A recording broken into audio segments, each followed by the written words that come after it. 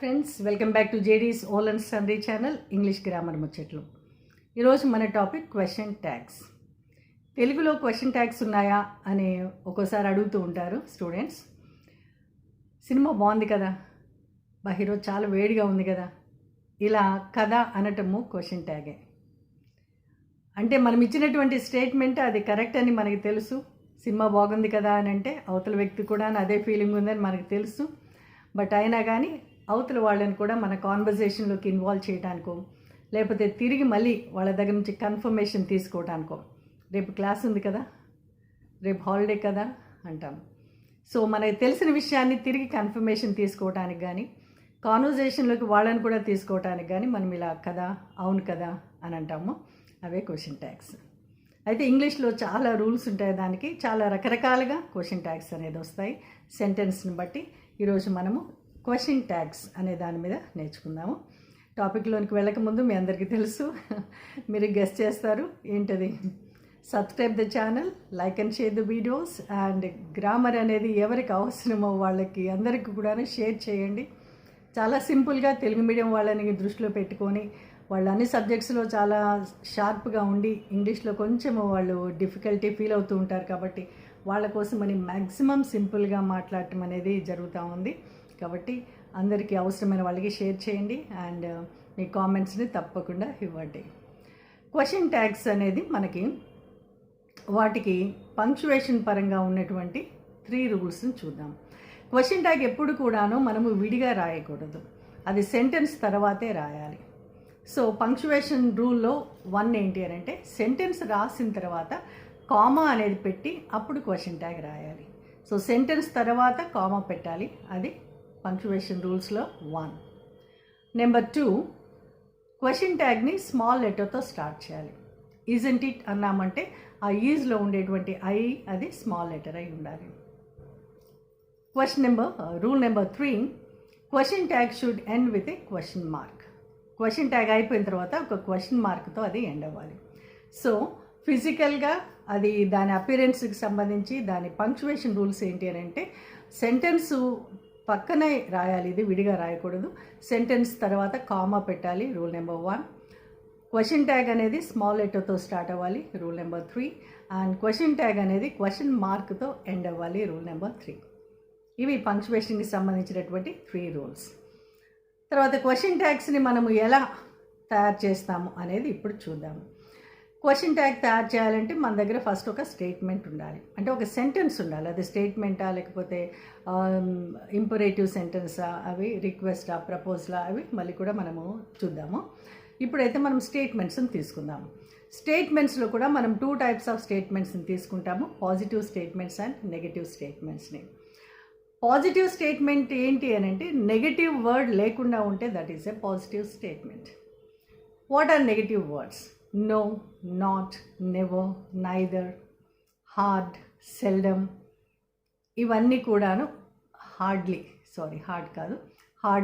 Seldom, ఇవన్నీ కూడా negative words. So ఈ నెగటివ్ వర్డ్స్ లేని సెంటెన్స్ని పాజిటివ్ సెంటెన్స్ అని అంటాము. నెగటివ్ సెంటెన్స్ ఉంది అని అంటే క్వశ్చన్ ట్యాగ్ పాజిటివ్గా ఉంటుంది. పాజిటివ్ సెంటెన్స్ ఉంది అని అంటే క్వశ్చన్ ట్యాగ్ నెగటివ్గా ఉంటుంది. ఇది ఒక రూల్. ఓకే, సో స్టేట్మెంట్స్లో మనము ఒకటి పాజిటివ్ స్టేట్మెంట్ తీసుకుందాం. She is your sister, she is your sister. So ఇది positive statement. Why? Because there are no negative words in this. Negative words అంటే నో కానీ, నైదర్ కానీ, నెవర్ కానీ, నన్ కానీ, హార్డ్లీ కానీ, సెల్డమ్ కానీ, ఇలాంటి నెగటివ్ వర్డ్స్ ఏవి కూడా లేవు. So this is a positive statement. So positive స్టేట్మెంట్కి నెగటివ్ క్వశ్చన్ ట్యాగ్ ఉంటుంది. Rule number 1, positive statement will take a negative question mark. Rule number 2, సెంటెన్స్లో ఏదైతే హెల్పింగ్ వర్బ్ ఉంటుందో అదే హెల్పింగ్ వర్బ్ మనం క్వశ్చన్ ట్యాగ్లో వాడుకోవాలి. ఇక్కడ షీ ఈజ్ యువర్ సిస్టర్ అన్నాము, ఈజ్ అనేది వాడాము, కాబట్టి క్వశ్చన్ ట్యాగ్లో మనం ఈజ్ అనేది వాడాలి. నెంబర్ 3, మనకి ఉండేటువంటి సబ్జెక్ట్ మనము ప్రతిసారి చెప్పుకుంటున్నాము, subjects are nothing but nouns or pronouns. అవి నౌన్ అయినా అయి ఉంటుంది, ప్రొనౌన్ అయినా అయి ఉంటుంది. షీ అన్నాం ఇక్కడ. షీ ఈజ్ యువర్ సిస్టర్లో షీ అనేది ప్రణౌన్. సో ప్రణౌన్ ఉంది కాబట్టి అదే ప్రణౌన్ని లాస్ట్లో వాడాలి. ఇందాక 3 రూల్స్ చెప్పుకున్నాము. సెంటెన్స్ తర్వాత కామా పెట్టాలి, స్మాల్ లెటర్తో స్టార్ట్ చేయాలి, క్వశ్చన్ మార్క్తో ఎండ్ చేయాలి. ఇప్పుడు ఇంకో 3 రూల్స్ ఏంటంటే పాజిటివ్ స్టేట్మెంట్కి నెగిటివ్ క్వశ్చన్ రావాలి. స్టేట్మెంట్లో లేదా సెంటెన్స్లో ఏదైతే క్వశ్చన్ ట్యాగ్ ఉందో అదే, ఏదైతే హెల్పింగ్ వర్బ్ ఉందో అదే హెల్పింగ్ వర్బ్ని వాడాలి. ఆ తర్వాత మనకి సబ్జెక్ట్లో నౌన్ ఉంది అని అంటే దాన్ని ప్రొనౌన్లోకి మార్చుకోవాలి. ప్రొనౌన్ ఉంది అని అంటే నో ప్రాబ్లం, సేమ్ ప్రొనౌనే వాడాలి. షీ ఈజ్ యువర్ సిస్టర్ అనే దాంట్లో మనం ఈజ్ అనేది తీసుకొని, ఇది పాజిటివ్ స్టేట్మెంట్ కాబట్టి దీన్ని నెగిటివ్ చేస్తాం. ఈజ్ ప్లస్ నాట్ పెట్టి దాన్ని మనము షార్ట్ ఫామ్లోకి తీసుకోవాలి, ఈజెంట్ అనాలి. షీ అనేది అక్కడ ఆల్రెడీ ఉంది కాబట్టి మనకి subject is already in the form of a pronoun. So same ప్రొనౌన్ని మనం వాడతాము. ఓకే, సో సేమ్ హెల్పింగ్ వర్బ్ని వాడతాము, సేమ్ ప్రొనౌన్ని వాడతాము. పాజిటివ్ అయితే మనము ఎన్ఓటి నాట్ అనేది పెడతాము, ఇంకా వేరే వర్డ్స్ ఏం పెట్టాము, ఎన్ఓటి నాట్ పెడతాము. ఆల్రెడీ సెంటెన్స్లో నాట్ అని ఉంది అని అంటే ఇక్కడ మనం నాట్ పెట్టాము. సేమ్ సెంటెన్స్ని నెగటివ్ ఫామ్లో తీసుకుందాం. She is not your sister, she is not your sister. So మనము ఈజ్ ఉంది కాబట్టి ఈజ్ తీసుకుంటాము. ఇక్కడ ఆల్రెడీ నాట్ ఉంది కాబట్టి మనం నాట్ అనేది యాడ్ చేయము, ఈజ్. మనకి సబ్జెక్ట్లో ఏముంది, ప్రొనౌనే ఉంది, షీ అనే ఉంది, షీనే వాడతాము. సో ఈ షీ. లాస్ట్లో ఏముండాలి, ఇందాక చెప్పుకున్నట్లే క్వశ్చన్ మార్క్ అనేది ఉండాలి. ఇప్పుడు ఇది పాస్ట్ టెన్స్లో ఉంది అని అంటే సేమ్ హెల్పింగ్ వర్బ్ మనం వాడతాము. She was your sister, or ఇంకా చెప్పాలి, ఎందుకంటే షీ వాజ్ యువర్ సిస్టర్ అనేది సిస్టర్ ఒకసారి సిస్టర్ నాకు ఇంకెప్పటికీ సిస్టర్ కాబట్టి అక్కడ మనకి అది సెన్స్ వైజ్గా సూట్ అవ్వదు కాబట్టి షీ వాజ్ యువర్ కోలీగ్ అనొచ్చు. అంటే ఒకప్పుడు నీ colleague, she was your colleague. So wasn't she positive కాబట్టి నెగిటివ్ చేశాము. She was not your colleague, was she.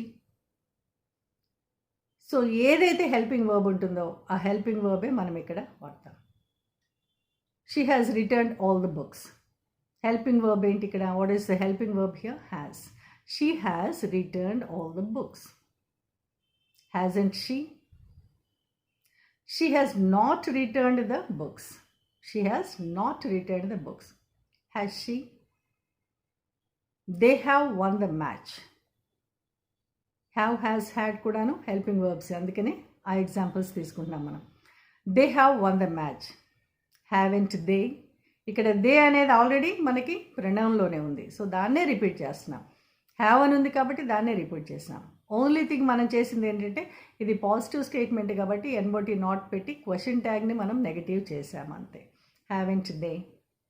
ఒకవేళ నెగిటివ్ స్టేట్మెంట్ అనుకున్నాం, they have not one the match. They have not one the match. Short ఫామ్లో చెప్పాలంటే they haven't one the match. They haven't one the match. So not తీసేస్తాం అంతే. Have they question మార్క్తో end అవుతుంది. Okay, your brother will come tomorrow. Your brother will come tomorrow. So will ఉంది కాబట్టి will తీసుకుంటాము. ఇది positive statement కాబట్టి మనం దానికి నాట్ యాడ్ చేస్తాం, విల్ నాట్. సో విల్ నాట్కి షార్ట్ ఫామ్ ఏంటంటే వోంట్. విల్ నాట్కి షార్ట్ ఫామ్ ఏంటంటే వోంట్. So won't. యువర్ బ్రదర్ని మనం ఏం చేయాలంటే ప్రొనౌన్లోకి మార్చుకోవాలి. వోంట్ యువర్ బ్రదర్ అని నౌన్ని వాడం మనం, దాన్ని ప్రొనౌన్లోకి వెళ్ళాలి. బ్రదర్కి ప్రొనౌన్ ఏమొస్తుందంటే హీ అనేది వస్తుంది, మనకు తెలుసు కదా, హీ. So won't he. అక్కడ your sister will come tomorrow. Your sister will come tomorrow అన్నప్పుడు వోంట్ షీ అంటాం, సిస్టర్ని షీలోకి మార్చేస్తాం. ఏదైనా సరే, క్యాన్ ఉందనుకోండి, కాంట్ రెడ్యూస్డ్ ఫామ్లోకి తీసుకోవాలి.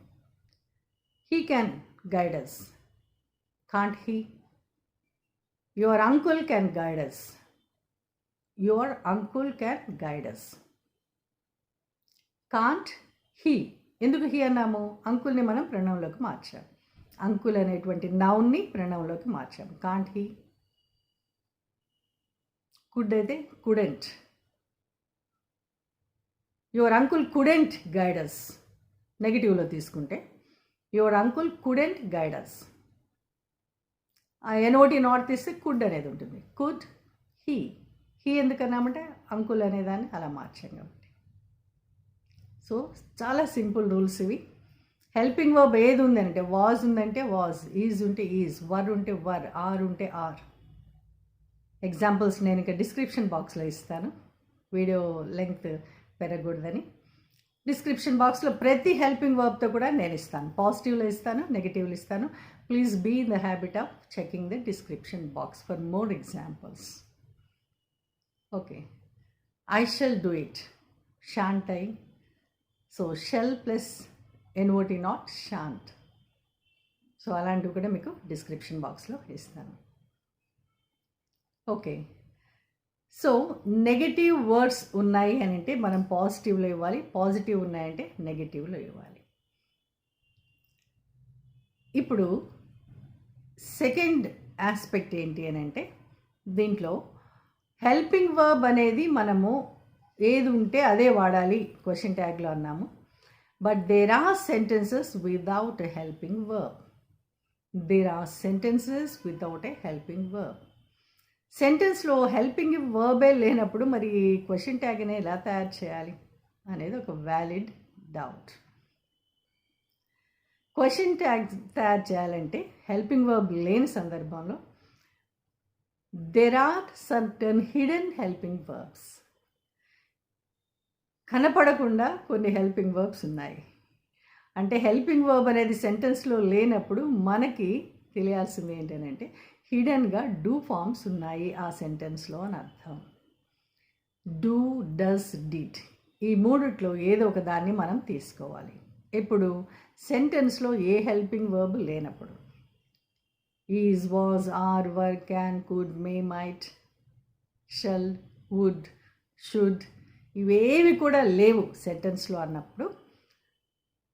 అలాంటి సెంటెన్సెస్ ఉంటాయంటే ఉంటాయి. ఇప్పుడు మనం చూస్తాం కదా ఎగ్జాంపుల్స్. సో అప్పుడు మనం ఏం చేయాలంటే డూ ఫార్మ్స్ తీసుకోవాలి. సో డూ ఫార్మ్స్లో డూ ఉంది, డస్ ఉంది, both are used for the present tense sentence. Did అనేది పాస్ట్కి. సో డిడ్కి ఓన్లీ ఒకటే ఉంది కాబట్టి హెల్పింగ్ వర్బ్ సెంటెన్స్ పాస్ట్లో ఉన్నప్పుడు మనం డిడ్ అనేది తీసుకుంటాము, there is no problem. But sentence present టెన్స్లో ఉన్నప్పుడు డూ అండ్ డస్ రెండు ఉన్నాయంటే you have to make a right choice, correct choice చేయాలి. ఓకే, ఇప్పుడు వర్బ్ గురించి చూద్దాము. Rani sings well. Rani sings well అనే సెంటెన్స్లో రాణి తర్వాత మనకి ఎలాంటి హెల్పింగ్ వర్బ్ లేదు, డైరెక్ట్గా మెయిన్ వర్బే ఉంది, సింగ్స్ అని ఉంది. సో దానికి third person singular present tense అయినప్పుడు S is added to the verb అనే రూల్ ప్రకారం Rani sings well, Ramu plays well, Madhu studies well, my father works very hard, my mother cooks well. So ఇవన్నీ కూడాను third person singular కాబట్టి present tense కాబట్టి వర్బ్కి yes తీసుకుంటున్నాయి. So మనకి సింపుల్గా ఒక గుర్తు ఏంటి అని అంటే ఎక్కడైతే వర్బ్లో ఎస్ ఉంటుందో అప్పుడు మనం డస్ తీసుకుందాం. ఎందుకనంటే డస్లో ఎస్ ఉంది, డూ ప్లస్ ఎస్ఏ డస్, కాకపోతే దాని స్పెల్లింగ్ కొంచెం డిఫరెంట్గా కొత్తగా ఉంది అంతే. డూ ప్లస్ ఎస్ అనేది it forms into does. So ఎక్కడైతే మనము క్వశ్చన్ ట్యాగ్ తయారు చేయాలో అక్కడ హెల్పింగ్ వర్బ్ లేదు, బట్ వర్బ్కి ఎస్ ఉంది అని అంటే then we will go for does. She sings well అన్నప్పుడు పాజిటివ్ సెంటెన్స్ మనం డస్ తీసుకుంటాం, ఎందుకు సింగ్లో ఎస్ ఉంది కాబట్టి, సింగ్స్ అని ఉంది కాబట్టి.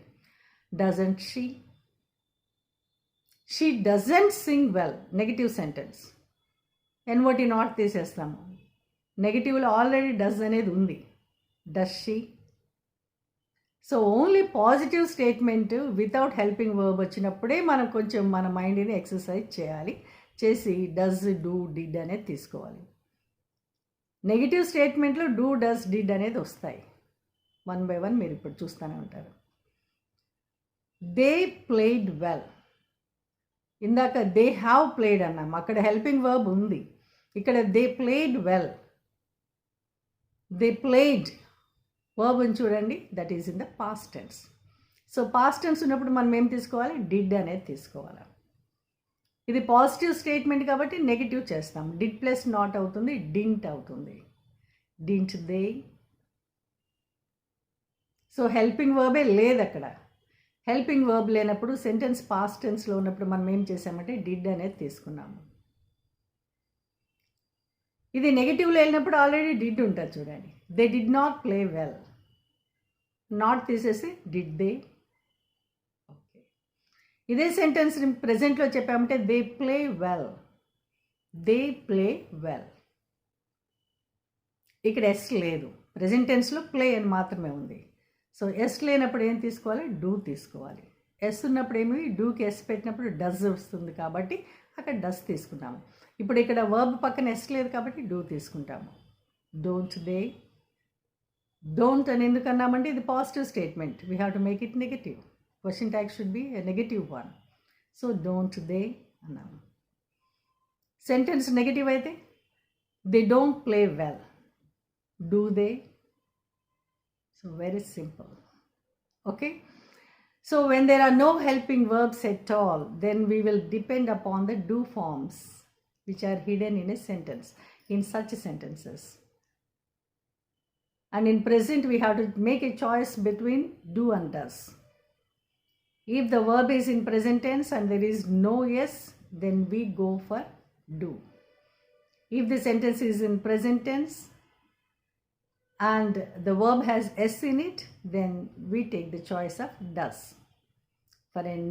For a past tense sentence, there is no problem, there is only one helping verb, that is did. ఇక జనరల్ రూల్ ఉంది, ప్రెజెంట్ టెన్స్ పాజిటివ్ స్టేట్మెంట్ అయితే నెగిటివ్ చేస్తాం, నెగిటివ్ స్టేట్మెంట్ అయితే పాజిటివ్ చేస్తాం. సో ఇది సెకండ్ సబ్ హెడ్డింగ్ కింద అయిపోయింది. అంటే sentences without the helping verbs ఎట్లా అనేది చూసుకున్నాం. So sentence with helping verb or without helping verb మనం ఇంకొకటి ప్రాక్టీస్ చేయాల్సింది ఏంటి అని అంటే, నౌన్ ఉన్నప్పుడు దాన్ని సూటబుల్ ప్రణవంలోకి మార్చుకోవాలి. నౌన్ని సూటబుల్ ప్రణవంలోకి మార్చుకోవాలి, అది కూడా మనకి ఇక్కడ important. Okay, education brings a lot of change in the society. Education brings a lot of change in the society. Brings అని ఉంది, ఎడ్యుకేషన్కి బ్రింగ్స్ మధ్య ఎలాంటి హెల్పింగ్ వర్బ్ లేదు కాబట్టి మనము we have to think about do or does. So బ్రింగ్స్లో S ఉంది కాబట్టి డస్ అన్నాము. ఓకే, డస్ తీసి ఇక్కడ పెట్టుకున్నాము. ఇది పాజిటివ్ స్టేట్మెంట్ కాబట్టి దాని పక్కన ఎన్ఓటి నాట్ పెట్టాము, it became doesn't. Doesn't. Okay, ఇప్పుడు మళ్ళీ అక్కడ హీనో షీనో ఏదో ఒకటి పెట్టాలి కదా. మన దగ్గర సబ్జెక్ట్ ఏముంది, ఒక నౌన్ ఉంది. ఏంటా నౌన్? ఎడ్యుకేషన్. సో ఎడ్యుకేషన్కి హీ అంటామా? కాదు. షీ అంటామా? నో. మరి ఏమవుతుంది? హీ షీ కానప్పుడు ఇట్ అనేది సూట్ అవుతుంది. ఎడ్యుకేషన్ అనేది ఒక ఇనానిమేట్ థింగ్, లైఫ్లెస్ థింగ్ కాబట్టి ఇట్ అనేది సూట్ అవుతుంది. Doesn't it, doesn't it. Okay, air blows or wind blows, fish swim, birds fly. Wind blows అన్నాము. సో బ్లోస్ ఎస్ ఉంది ఇక్కడ కాబట్టి డస్ తీసుకొని డజంట్ చేసాము. డజంట్. విండ్ని మనము ప్రణవంలోకి మార్చుకోవాలి, ఇట్ అయిపోతుంది. Doesn't it. Fish swim. Swim దగ్గర ఎస్ లేదు. ఫిష్ అనేవి సింగులర్గా అయినా వాడతాము, ప్లూరల్గా అయినా కూడా వాడతాము. ఇక్కడ ప్లూరల్ సెన్స్ని మనం తీసుకుంటున్నాము. జనరల్గా అది ఒక వెరైటీకి ఇండికేట్ చేస్తుంది. ఫిష్ అనేది ప్లూరల్ తీసుకుంటాము. ఓకే, సో ఇక్కడ డూ తీసుకుంటాం ఎందుకంటే స్విమ్ ఉంది, ఎస్ లేదు ఇక్కడ. So do. ఎన్ఓటి నాట్ పెడితే డోంట్. సో ఇప్పుడు ఫిష్ని మనం ప్లూరల్గా తీసుకున్నాం కాబట్టి ఏమవుతుంది, అక్కడ ఇందాక విండ్ని సింగులర్గా ఉంది కాబట్టి అది ఇట్ అయింది. ఇక్కడ ఫిష్ ఏమవుతుంది? దే అవుతుంది. ప్లూరల్ ఏమవుతాయి? థర్డ్ పర్సన్ ప్లూరల్ ఏమవుతుంది? దే అవుతుంది. Don't they. Birds fly. Fly అంతే, ఇక్కడ ఎస్ లేదు కాబట్టి డూ తీసుకోవాలి. హెల్పింగ్ వర్బ్ లేదు అండ్ ఉన్న మెయిన్ వర్బ్కి ఎస్ లేదు. సో డూ తీసుకున్నాము. ఎన్ఓటి నాట్ పెడితే డోంట్ అయింది. సో బర్డ్స్ ప్లూరల్లో ఉంది కాబట్టి దే అవుతుంది. Don't they. సో ఎడ్యుకేషన్ అంటే ఇట్ అని. ఎర్త్, ద ఎర్త్ రొటేట్స్ అంటాం. ఎర్త్ని ఇట్కి మార్చుకోవాలి. టైం అంటాము, time and tide wait for none. Time and Tide అది సింగిల్ ఫ్రేజ్ కింద తీసుకుంటే ఇట్ అవుతుంది. ఓకే, లైఫ్ ఇట్ అవుతుంది. Air, any of this. Gold is precious, isn't it? Gold it అయిపోతుంది. సో హీ అనేది షీ అనేది ఎక్కడ పెడతామనేది మనకు చాలా క్లియర్గా అర్థమవుతుంది. సో అలాంటి కానివన్నీ సింగులర్గా ఉంటే ఇట్ పెట్టుకుంటాము, ప్లూరల్గా ఉన్నంటే దే పెడతాము. ఓకే, సో సబ్జెక్ట్ ప్లేస్లో ఉన్నటువంటి నౌన్ని సూటబుల్ ప్రొనౌన్లోకి మార్చుకోవటం కూడా మనకి తెలియాలి. ఆనెస్టీ ఇట్ అయిపోతుంది. సిన్సియారిటీ, పంక్చువాలిటీ, లేజినెస్, హెల్త్, ఇవన్నీ కూడా ఇట్ కింద అయిపోతాయి. Apartments, girls, boys, friends, brothers, sisters, societies, ఇలా అన్నప్పుడు ఇవన్నీ కూడాను ప్లూరల్ దే అయిపోతుంది. ప్రొనౌన్లోకి వెళ్ళినప్పుడు దే అవుతుంది. సో ఇది కొన్ని ప్రాక్టీస్ చేసుకోవాలి. ఇవి కూడా మీకు డిస్క్రిప్షన్ బాక్స్లో కొన్ని ఎగ్జాంపుల్స్ మీకు ఇస్తాను నేను. ఓకే, సెల్డమ్ అనేది ఒకటి తీసుకుందాం. Barking dogs seldom bite. మురిగే కుక్కలు కరవు. Seldom bite. Okay, so seldom అనేది నెగటివ్ వర్డ్. ఇక్కడ మనకి హెల్పింగ్ వర్బ్ లేదు కాబట్టి డూ తీసుకుంటాము. Do they.